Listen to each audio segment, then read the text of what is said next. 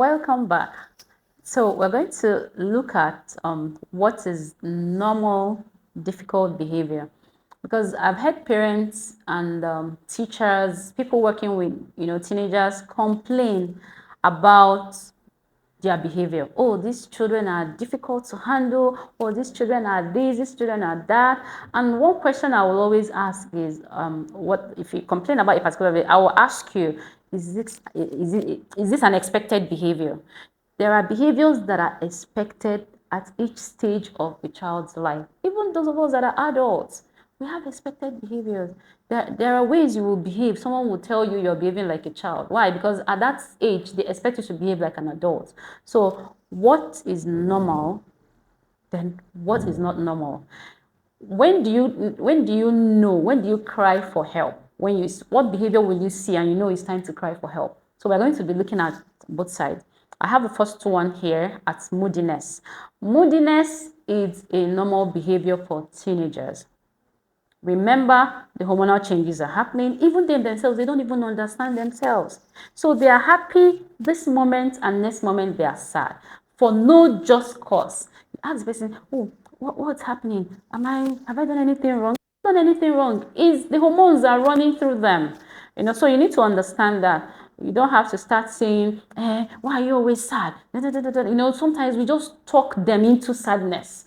Instead of us to help them get out of the mood, we now push them further to, go deeper into especially the negative mood. So what we need to do at that point is to recognize that this is expected behavior. So when they even ask you, oh, I don't even know what is wrong with me. I don't know. Sometimes I'm just not happy with everybody in my class, and I just want to be on my own. What I used to tell them is that, oh, it's okay. It's okay if you feel that way. There's nothing wrong with you. And they just want to hear that there is nothing wrong with them, because some of them will begin to feel, oh, something is wrong with me. Why is everybody just be here happy, playing around, and I'm the one sad? Let them understand it's okay, it happens, but you don't have to remain sad. So whenever it comes to consciousness, or whenever, I used to tell them, whenever you remember that you're feeling somehow, try and get out of it. So what do? You help them build words of affirmations. Let them come up with a lot of words of affirmation they can use to help get themselves out of that moodiness. Okay, even when you talk about moodiness, it's not just feeling withdrawn, sad, or something. Even extreme happiness too. Sometimes they are excited, they are everywhere, trying to be friendly, sociable. It could be of it. So less affection shown to parents. So parents will say, oh, golden counselor, I'm losing my daughter. We used to gist. This girl, whenever we are, driving home, we gist. But these days, she will just be on her own. She does not talk to me. So I usually tell them there's nothing wrong with that behavior, okay? Just keep engaging them in a conversation. At that point, they are trying to detach. Remember, there is this quest for independence. So you are the one that will still remain, try to still get them involved and everything. So it's normal behavior for them for parents to feel their children are distancing themselves, but they don't have to let it happen. It will happen, but don't let it happen, often. They are also they are easily influenced by their peers at this stage. So when you see them trying to do things with their peers, it's a normal behavior. Whether positive or negative, is a normal behavior. The only thing now, we have to psychoeducate them to know when to draw the line so they don't fall into peer pressure. Then they can be preoccupied with sex. Even you, the counselor, flash back to when you were a teenager. What did you do? I can still remember mine clearly. I remember as a teenager, I used to have this book. I used to look at magazines a lot. I read magazines, and I read magazines, and I had some lyrics books, all the love songs. Then we used to buy the lyrics books, learn them, sing them. I don't want to mention, So when children are also preoccupied with such things now, let's not make them feel as if something is wrong with them, or we didn't go through. Some of us went through it. So it's a normal behaviors, bodies are changing, breasts are coming out, the penis is growing, deep voice. the boys' deep voice is coming out very well. The girls are becoming curvy. All those changes happening, they're not for show. So when you see girls like those of us that work in school, when you see girls on the walkway, once they sight some maybe senior boys coming, you see the way they will change their step. They're becoming more conscious of themselves. So of course, why are they changing their steps? Because they want the boys to notice them. And see, there's nothing wrong with they are just like becoming fully aware of who they are. So they have to behave like, like a chick, like a girl, like, that girly thing. Let's stop judging them to say, oh, every time you see boy, that's how your body will be doing you. We are talking down on those children. It's a normal thing for them to feel that way. But what we owe them is psychoeducation. Let's keep enlightening these children that, oh, this will happen, but remember, this is the way to handle it. Let's help them, not to, take it to the negative side. But will it happen? Yes. Masturbation also happened at this period. We all know how the issue is sex. They expose themselves to sexually related content. And of course, masturbation will likely happen.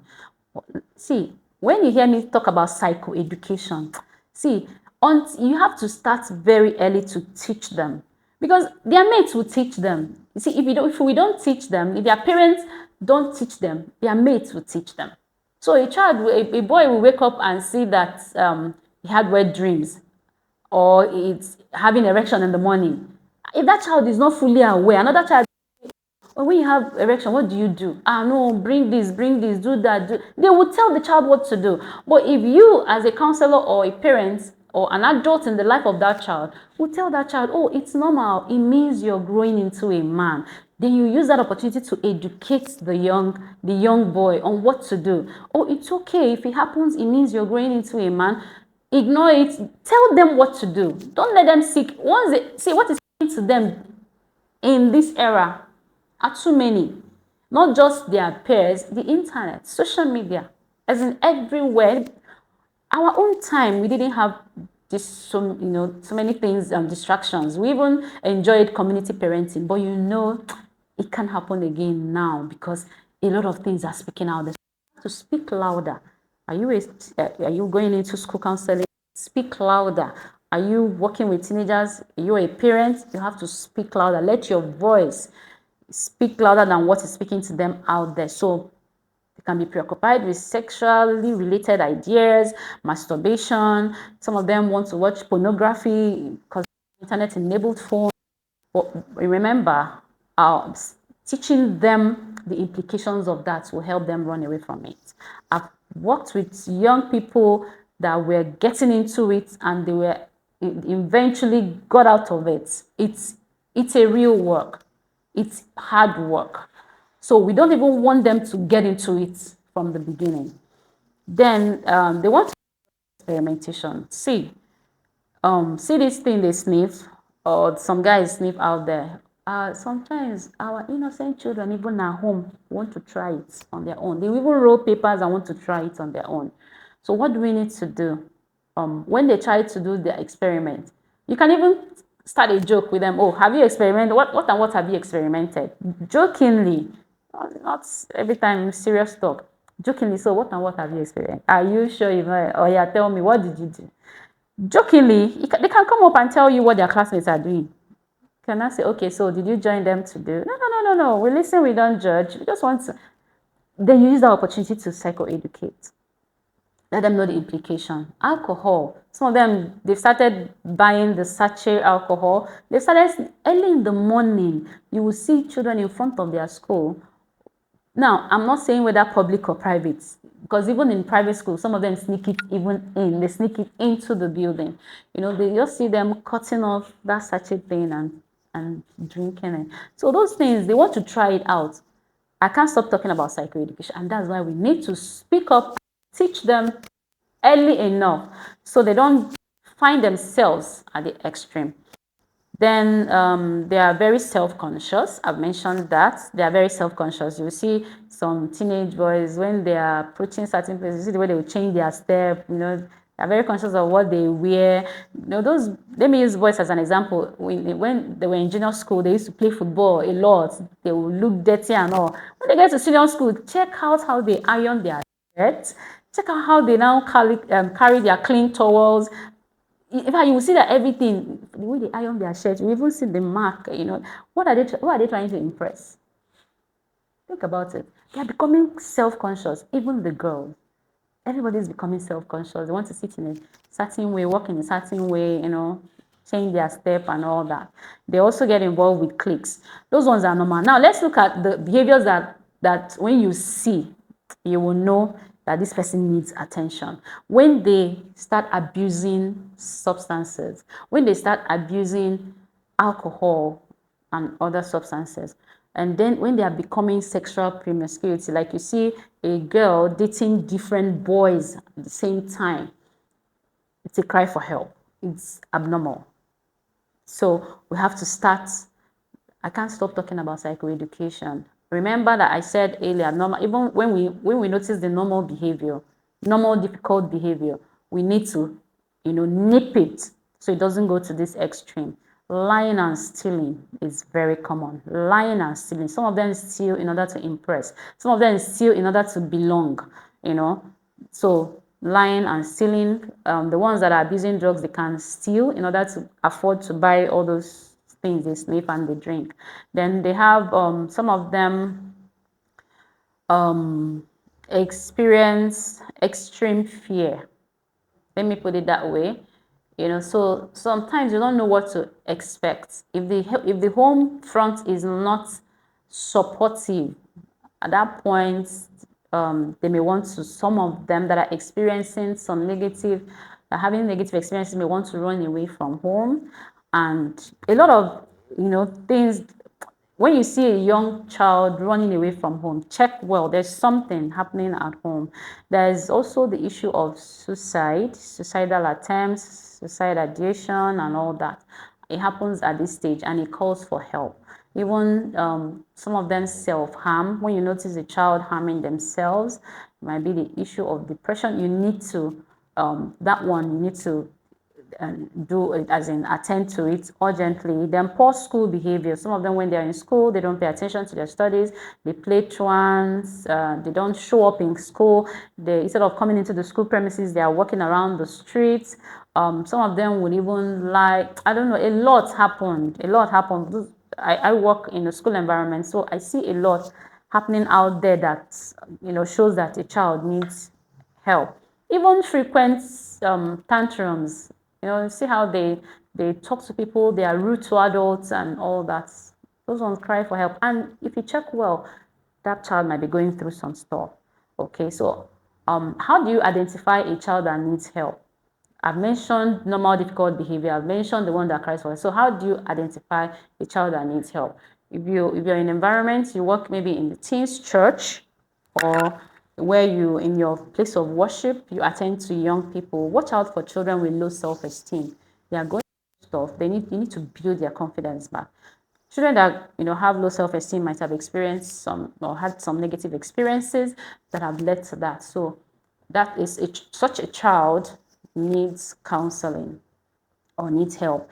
A child dealing with addiction, or a teenager who's addicted to, not just addiction to substance or drugs, or even smoking, addiction to sex, masturbation, pornography, addiction to gambling, all of them need help. Then children that can't make decisions on their own, but they're always depending on their peers.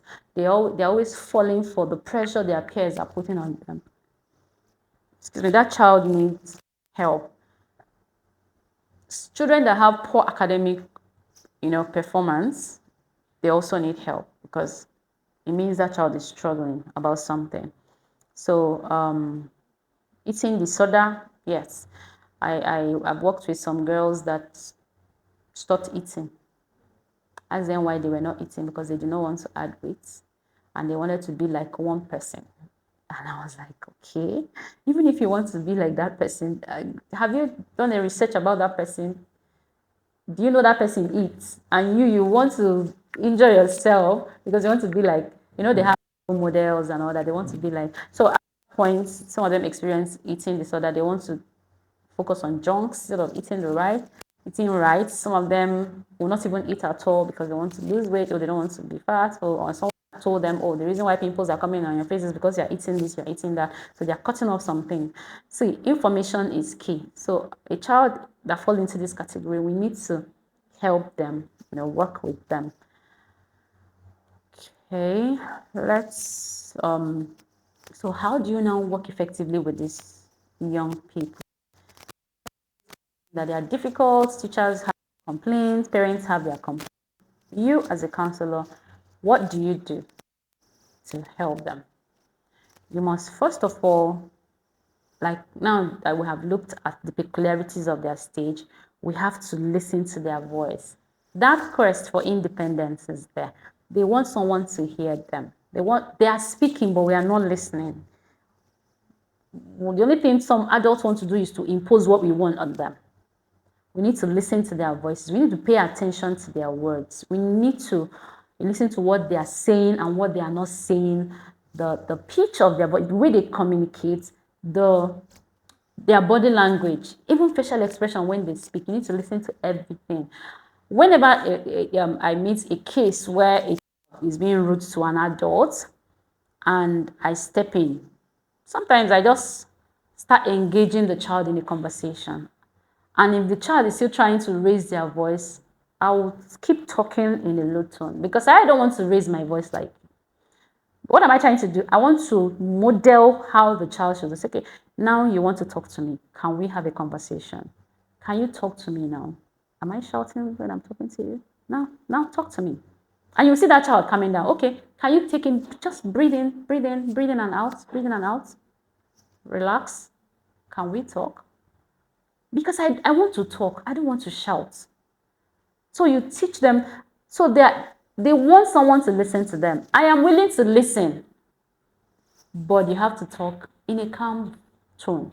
So sometimes when I meet them in a place where they're being rude to an adult, I don't address the issue in front of an adult. No, I can't be addressing adults and I will not say adults talk, teenager talk. No, no, no, we don't do that. You allow adults, oh, I'm so sorry, sir. Please, I'll bring him to you later. Just give me 1 minute with him. I'll quickly excuse the adults and I will talk to. And by the time we are done talking, the teenager will know the right thing to do. I can't even force a teenager to go and apologize to any adult or any teacher. We must get to the point you analyze what just happened. Then what do you think you would have done differently? So what do you need to do next? Because sometimes we are too quick at saying, how dare you insult an adult? Oh yeah, go and apologize. The child doesn't even know what he did wrong. So listen to the child. Sometimes they feel misunderstood. That's why they are ranting and all that. So you calm them down. By the time they are calm, then you allow them to speak. Listen to them. Oh, I totally feel you. I understand. Okay, oh, you felt that oh, wow, that's okay. Okay, so now the way you communicated it to him, do you think he got it? They will not say no. So don't you think there's a better way to do it? With that, you would have corrected that child. The child will pick a lesson from that behavior. Then you ask the child, so what's the way forward? And the child will tell you, okay, I think I need to go apologize. Are you still thinking? Or no, I want to know. I'm not saying you should think. Tell me the way forward. And at that moment, they will tell you the way forward. And with that, you can get your result. I still tell people that the best set of people I enjoy working with are teenagers, children and teenagers, honestly. Because you can still be malleable. Okay, so we'll continue with this conversation. Thank you. I hope you're learning something. I hope you're making notes, and I hope you're going to practice, because in the place of practice, you will master this. Thank you.